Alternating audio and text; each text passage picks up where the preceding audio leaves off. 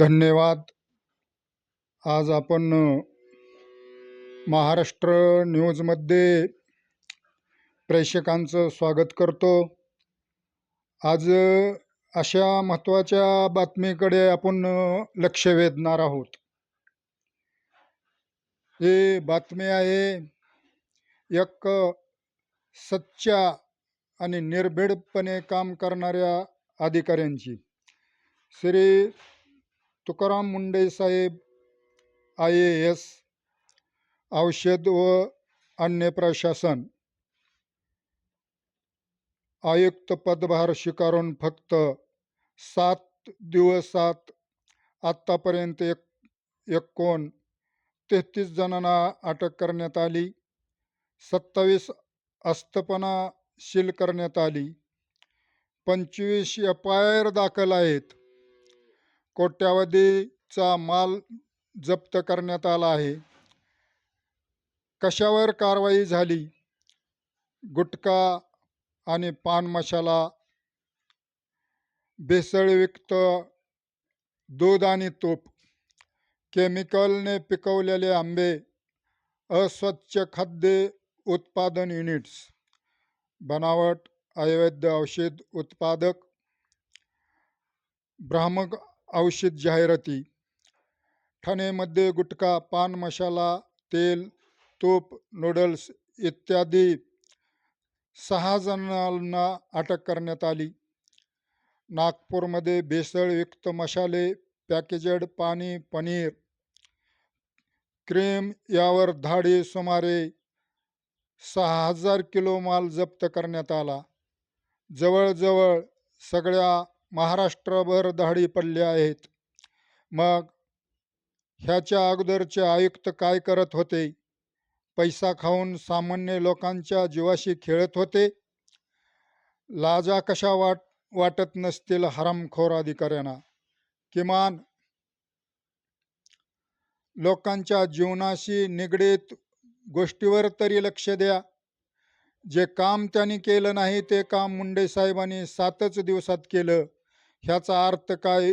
भेसळ mafia setting लावून मुंडे साहेबांची 26वी बदली घडवून आणणार. आता खरी परीक्षा असणार आहे ती फडणवीस सरकारची. श्री तुकाराम मुंडे यांची 26वी बदली घडवण्यासाठी आजपर्यंत लॉबिंग सुरू देखील झाली असेलच. श्री तुकाराम मुंडे साहेबांच्या या आधीच्या 25 बदल्या कोणामुळे झाल्या ते सर्व परिचित आहे.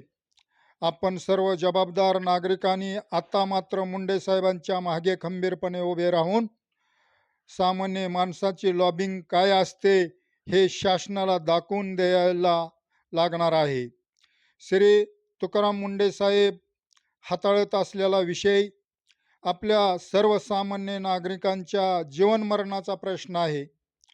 तुकाराम मुंडे साहेबांना त्यांच्या या पदावर कमीत कमी 3 वर्षे काम करायला मिळाले पाहिजे. ही जबाबदारी आता आपण घ्यायला लागणार आहे. त्यासाठी शासन विरोधात लढा उभारावा लागला तरी चालेल. या लढाईत सहभागी झालात तरी कोणी हिंदू विरोधी, संविधान विरोधी अशा कुठल्याही उपाधी आपल्याला लावू शकतात. संविधान विरोधी अशा कुठल्याही उपाधी आपल्याला लावू शकतो. प्रश्न सर्वसामान्याचा, जीवन मरणाचा आहे. एकाच मुद्द्यावर आपण सर्वांनी एकत्र येण्याची तयारी ठेवावी लागेल. आता खरी परीक्षा आहे नागरिकांची. किती लोक या कार्याला साथ मिळते ते पाहणं गरजेचं आहे. जागो ग्राहक जागो. अन्न आणि औषध प्रशासन विभागाच्या सचिवपदी आजपर्यंत असा कुठल्याही व्यक्ती आला नव्हता. मात्र एका व्यक्तीनं या पूर्ण महाराष्ट्राचे दाबे दणाणून सोडले आहेत. त्यांना कमीत कमी 3 वर्षे या पदावर कायम ठेवण्यासाठी जनतेनं खंबीरपणे पाठिंबा द्यायला पाहिजे. या न खाऊंगा न पिऊंगा न खाने दूंगा अशा पद्धतीचं मुंडे साहेब काम करीत असताना या राज्य सरकारनं आणि केंद्र सरकारनं त्यांना मानसिक त्रास व्हावा म्हणून त्यांची सर्व्हिसची जॉईनिंग आहे 2005 आणि त्यांच्या 25 वर्षात 25च बदल्या. हे कशामुळं? एखादा अधिकारी जर पारदर्शक कारभार करीत असेल किंवा ड्युटी त्याची जबाबदारी निभावित असेल तर त्या अधिकाऱ्यावर शासन कुरघोडी करीत असल्याचं आज आपण 26 वर्षापासून बघत आहोत. आतापर्यंत त्यांना 2 वर्षाच्या पुढं कुठल्याही जबाबदार पदावर ड्युटी करता आली नाही. याचं कारण असं आहे की ही सरकारच भ्रष्टाचारी आहे.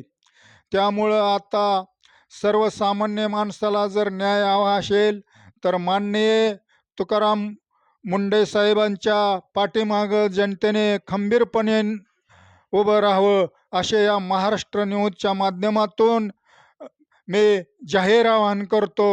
आमच्या चॅनलवर नवीन असाल तर आमच्या चॅनलला सबस्क्राईब करा, लाईक करा, कमेंट करा. धन्यवाद. मी ज्ञानोबा काकासाहेब येडके, महाराष्ट्र न्यूजसाठी.